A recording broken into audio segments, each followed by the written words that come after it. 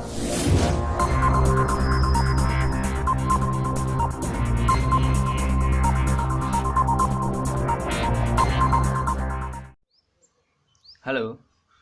Good morning.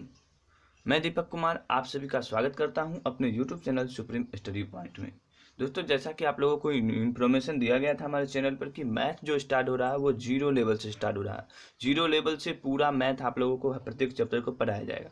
तो वह दिन आ गया है और आज से हम लोग स्टार्ट कर रहे हैं एकदम से शुरू से 0 से। सबसे पहले हम ये सभी जानेंगे कि प्राकृत संख्या, पूर्ण संख्या, सम संख्या, अभाज्य संख्या ये सभी क्या होते हैं, भाजकता का नियम जानेंगे इस वीडियो में। फिर इसके बाद हम नेक्स्ट वीडियो से क्वेश्चन लाएंगे उस तरीका पर। प्रत्येक वीडियो का, प्रत्येक चैप्टर का इसी तरह का यह रहेगा नियम कि पहले थ्योरी पढ़ेंगे और फिर उस पर क्वेश्चन बनाएंगे। तो चलते हैं, सबसे पहले आज हम पढ़ते हैं। सबसे पहला क्वेश्चन जो है, पहला पॉइंट है प्राकृत संख्या। प्राकृत संख्या आपको पता होगा प्राकृत संख्या किसे कहते हैं, नहीं पता होगा तो हम बताते हैं। गिनती की संख्या को प्राकृत संख्या कहते हैं। सुनिएगा, मेरे बात को ध्यान से लिखिएगा भी। उसके साथ साथ हम एग्जाम्पल के साथ यहाँ बता रहे हैं कि गिनती की संख्या को प्राकृत संख्या कहते हैं। जैसे कि 1 2 3 4 5 6 7 8 9 10 अनंत तक। ठीक। दूसरा है पूर्ण संख्या। पूर्ण संख्या जब प्राकृत संख्या के परिवार में शून्य को शामिल किया जाता है, जब हम शून्य से गिनते हैं 0 1 2 3 4 5 6 7 8 9 10 11 12 इस तरह से, तो हम उसे पूर्ण संख्या कहते हैं। नेक्स्ट है कि सम संख्या। सभी का एग्जाम्पल मिलेगा। सम संख्या किसे कहते हैं? वैसी संख्या जो 2 से पूर्णतः कट जाए, 2 से जिस संख्या में पूरा पूरा भाग लग जाए उसे हम पूर्ण संख्या कहते हैं। एग्जाम्पल जैसे कि देखिए, अगर हम 4 को लेते हैं तो 2 2 जा 4, 2 दूना 4 कट गया, है ना। अगर हम 7 को लेते हैं 2 से तो 2 तिया 6, एक शेष बच गया। तो जब शेष बच जाता है तो यह विषम संख्या हो जाता है। 2 से भाग लगाने पर अगर शेष बच जाए तो वह विषम संख्या होगा। और किसी भी संख्या में कितना भी बड़ा संख्या क्यों न हो, इतना बड़ा संख्या है, इतना बड़ा संख्या है ना, अगर हम 2 से भाग लगाएंगे इसमें, यह नीचे कट जाएगा तो यह सम संख्या होगा, न कि विषम संख्या। और जिसमें एक विशेष बच जाए, 2 से 77 विशेष बच जाए, वो विषम संख्या होगा। तो सम संख्या एंड विषम संख्या में डिफरेंस आप समझ गए। सम संख्या किसे कहते हैं, विषम संख्या किसे कहते हैं। अब हो गया हमारा अभाज्य संख्या। ये बहुत बच्चे को कंफ्यूजन होता है कि अभाज्य संख्या किसे कहते हैं।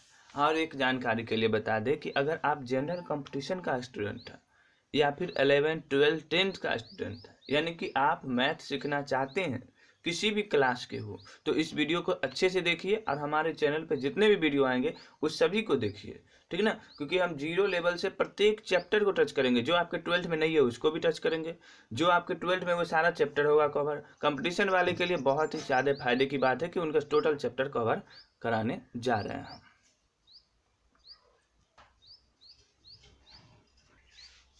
अब नेक्स्ट देखते हैं। तो अभाज्य संख्या में कंफ्यूजन होता है। अभाज्य संख्या किसे कहते हैं? तो वैसी संख्या जो एक से और स्वयं से, 2 चीज़ों से, एक से और स्वयं से भाग लग जाए जिस संख्या में, वह यानी कि एक से और स्वयं उसी संख्या से भाग लग जाए जिस संख्या में, वह अभाज्य संख्या होता है। और इसके अलावा किसी चीज़ से भाग नहीं लगे तो वह अभाज्य संख्या होगी। जैसे कि 7 ले, तो 7 से हम अगर भाग लगाते हैं 1 से 7 में तो 1 7 7, और एक फिर 7 से 7 एकम 7। इसके बाद दुनिया का कोई भी ऐसा संख्या नहीं है जो 7 को काट सके पूरा पूरा, ठीक है ना, नहीं काट सकता है। जिस वजह से 7 जो है वह हमारा अभाज्य संख्या है। 5 हमारा अभाज्य संख्या है, 3 हमारा अभाज्य संख्या है, और 2 को भी अभाज्य संख्या कहा जाता है। क्योंकि 2 से भी काटेंगे तो 2 एकम 2 और 1 दूना 2, है ना। तो यह भी अभाज्य संख्या है। तो 2 भी अभाज्य संख्या, फिर 7 हो गया, फिर 9 अभाज्य संख्या होगा या नहीं होगा। अब हम 9 का भाग लगा के देखते हैं 1 से, क्या लगता है? तो लगता है 1 नमा 9 कट गया, फिर 9 को हम 9 से लगाते हैं, 9 एकम 9 कट गया।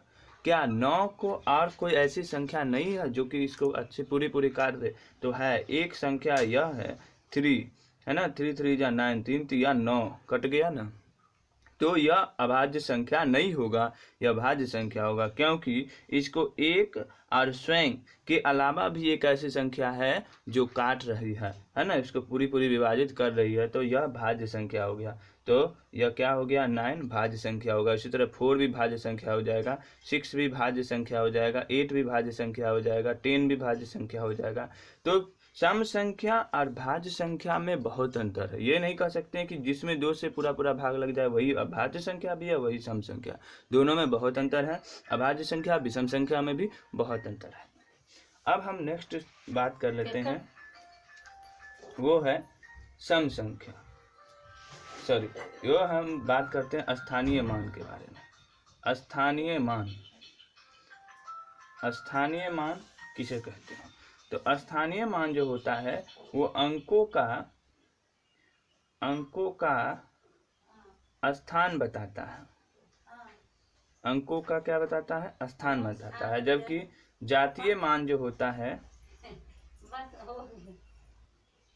जातीय मान जो होता है वह उसकी जाति बताता है, यानी कि वह क्या है। यानी कि जातीय मान की अच्छी तरह से ये समझ लीजिए कि जातीय मान अगर कहीं पर पूछा जाता है, जिस अंक का जातीय मान पूछा जाता है वही हो जाता है। देखते हैं एक एग्जाम्पल से समझते हैं। स्थानीय मान लेते हैं कि इतना 75,008 है ना, 7508। 7508 में अगर पूछाएगा कि 5 का जो है वह स्थानीय मान क्या है, तो हम लोग इसको स्थानीय मान निकालने के लिए इसको गिनते हैं, इकाई, दहाई, सैकड़ा, हजार, इंग्लिश में वंस, टेंस, 100, 1000। तो ये क्या आया? 100, यानी कि इसका स्थानीय मान जो है वो 100 है। सैकड़ा यानी कि यह 500 अपना स्थान रखता है।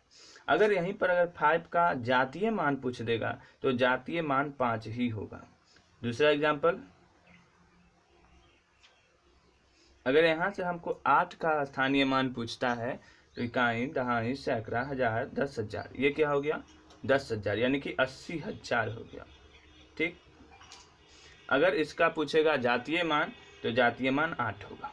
ठीक ना। तो बहुत सारे ऐसे क्वेश्चन आता है कि इतना संख्या में 7 का स्थानीय मान तथा जातीय मान का अंतर बताइए, 7 का स्थानीय मान तथा 7 का जातीय मान का जोड़ बताइए, इस तरह से, या गुणनफल बताइए, तो क्वेश्चन दिया जाता है। तो जब तक स्थानीय मान और जातीय मान नहीं समझेंगे तब तक वो क्वेश्चन कैसे हल होगा। अब हम लास्ट में बात करते हैं भाजकता का नियम, यानी कि विभाज्यता का नियम। इसे ही भाजकता का नियम भी बोला जाता है ना। यानी कि वैसी संख्या, कोई भी संख्या जिसे हम देखकर कह सके कि यह 2 से विभाजित है या 3 से विभाजित है या 4 से विभाजित है, तो उसके कुछ रूल्स होते हैं, वो सारे रूल्स हम पढ़ते हैं।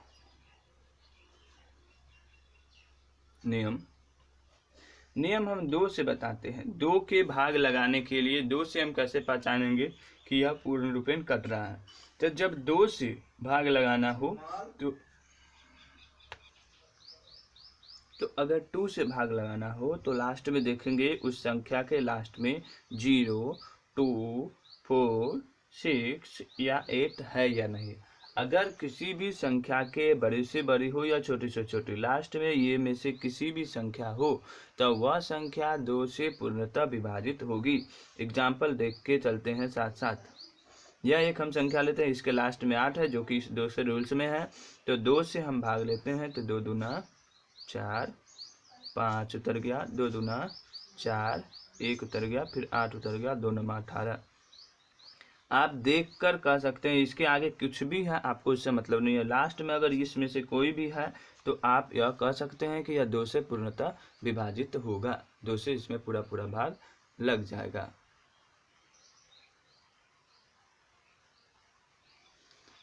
अब 3 का रूल्स देखते हैं। 3 का रूल्स है कि जितने भी नंबर दिया रहेगा संख्या, उस सभी संख्या के डिजिट को, अंक को आपको जोड़ देना है और फिर उसको 3 से भाग देकर देखना है कि वह भाग लगता है या नहीं लगता है। अंक 3 का नियम यह होता है, 3 का रूल्स यह होता है कि अंकों का योग कर देते हैं, ठीक ना। किसी भी संख्या जो अगर दिया रहेगा उसके अंकों का योग करके और हम 3 से भाग देकर देखते हैं कि वह संख्या 3 से विभाजित है या नहीं। अगर वह जोड़े हुए अंकों का योग जो होता है वह अगर 3 से विभाजित होता है तो वह पूरा संख्या भी 3 से विभाजित होता है। यही 3 का नियम है।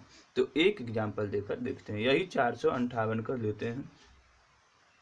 458 को ये क्या है, अंकों का ये अंक है, एक दूसरा अंक, तीसरा अंक, ये सभी अंक को जोड़ना है। तो 4 जोड़ 5 जोड़ 8, तो 8 5 13 4 17। क्या 17 3 से विभाजित है? 3 के पहाड़ा में 3 से यह कटेगा, 3 5 15 नहीं कटेगा। तो यह हम एकदम से देख कर ही कह सकते हैं कि यह 3 से विभाजित नहीं है। अगर हम दूसरा संख्या लेते हैं, ये लेते हैं, तो इसको जोड़ते हैं। 5 1 6 9 6 15 है ना। 9 + 1 + 5 तो कितना हो गया? 15। 3 5 15। अगर ये 15 कट ये हम 5 लिए थे लास्ट में, ये सबको जोड़ के लिए थे, कितना आया? 15 है ना। तो 3 5 15। अगर इसके जोड़ को, अगर जोड़ जो का जो योगफल होगा वो अगर 3 से विभाजित हो गया ना, तो यह पूरा संख्या जो है 915 ये 3 से विभाजित होगा। अब देखते हैं 4 का नियम। 4 का नियम ये है कि अंतिम 2 अंक आपको 4 से विभाजित होना चाहिए, ठीक है ना। कितना भी बड़ा संख्या हो, जैसे कि इतना है बड़ा संख्या, लेकिन अगर इसके पीछे का 2 अंक, सिर्फ 2 अंक, ये 2 अंक जो है, ये 2 अंक अगर 4 से विभाजित होगा तो यह पूरा संख्या 4 से विभाजित होगा। तो इसके लिए आपको 2 अंक पीछे वाले को भाग करना पड़ेगा 4 से। 4 इकाई 4, 3 6 और 4 9 36। तो यह 4 से विभाजित है 76, इसलिए यह पूरा संख्या भी 4 से विभाजित है ना। 78,876 पूरा विभाजित है। अब हम 5 से विभाजित का नियम पढ़ते हैं। 5 से विभाजिता का या फिर भाजकता का नियम जो होता है वह यह होता है कि किसी भी संख्या के लास्ट में 0 या 5 होना चाहिए। जैसे 2 में हम लोग पढ़े थे 0 2 4 6 8 होना चाहिए, उसी तरह 5 में 0 या 5 होगा तो वह संख्या 5 से विभाजित होगा। जैसे कि यह संख्या 5 से विभाजित होगा, यह संख्या 5 से विभाजित होगा। सभी को भाग लगा के देखना है आप लोगों को। 6 से विभाजिता का नियम बहुत ही आसान है।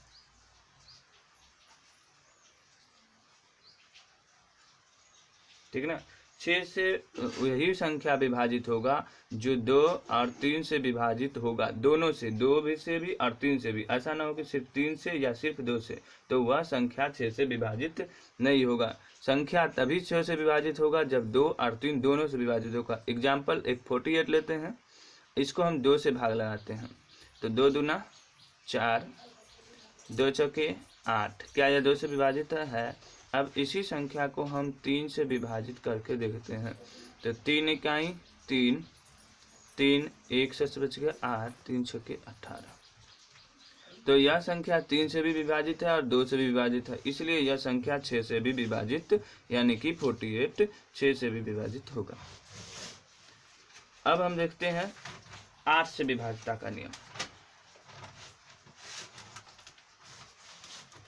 8 से विभाजिता का नियम होता है कि अंतिम अंक, अंतिम 3 अंक, ठीक ना। अंतिम का 3 अंक, अंतिम का 2 अंक अगर रहेगा तो वह 4 से विभाजित होगा। उसी तरह अंतिम का अगर 3 अंक अगर 4 से विभाजित होगा तो वह संख्या पूरे 8 से विभाजित होगा। अंतिम का 3 अंक लेना है और चेक करना है कि 4 से विभाजित है या नहीं है। तो एग्जाम्पल में हम लेते हैं, अब हम देखते हैं एक 8 से विभाजिता के नियम का एग्जाम्पल। यहाँ कर दिया हुआ है 76,532। तो 76,532 का 8 से विभाज्यता का रूल्स है कि अंतिम का 3 अंक 4 से विभाजित होना चाहिए। तो अगर ये 4 से विभाजित हो जाएगा तो वह पूरा 8 से, ये पूरा संख्या 8 से विभाजित हो जाएगा। तो 4 इकाई 4, 1 3, 4 तिहाई 12, 1 फिर 2 उतरेगा, 4 तिया 12। यह संख्या पूरी 4 से विभाजित हो गया, यानी कि लास्ट के 3 अंक। तो यह पूरा संख्या 8 से विभाजित होगा। 9 से विभाज्यता का रूल्स है कि वही रूल्स जो 3 में है वही 9 में है, यानी कि 3 में जो होता है सभी अंकों का योग करके 3 से भाग देते हैं तो वह 3 से विभाजित हो जाता है ना। उसी तरह से 9 से भी है कि सभी अंकों का योग करके 9 से भाग देंगे, सभी अंकों का योग करके 9 से भाग देंगे तो क्या होगा, वह 9 से विभाजित हो जाएगा। और 10 का नियम है, 10 से विभाज्यता का नियम कि लास्ट में 0 होना चाहिए, 0 होना चाहिए। अगर 0 होगा तो वह संख्या 10 से पूर्णतः विभाजित होगा। तो इस वीडियो में हम सिर्फ थ्योरी बताए हैं, प्राकृत संख्या, पूर्ण संख्या, सम संख्या, अभाज्य संख्या, स्थानीय मान, घातीय मान और विभाज्यता का नियम, है ना, 10 तक। अगले वीडियो में हम इस सभी पर क्वेश्चन बना पाएंगे और आप लोगों को क्वेश्चन बना के बताएंगे कि किस तरह से आप लोगों को यह फायदेमंद होगा और कहाँ फायदेमंद होगा। तो इस तरह का नए वीडियो पाने के लिए हमारे चैनल को जरूर सब्सक्राइब कीजिए। वीडियो अच्छा लगे तो लाइक कीजिए। अब वीडियो में कोई कमी अगर नजर आए या अच्छा ही नजर आए तो कमेंट बॉक्स में ज़रूर बताएं, हम उसको सुधार करेंगे। धन्यवाद।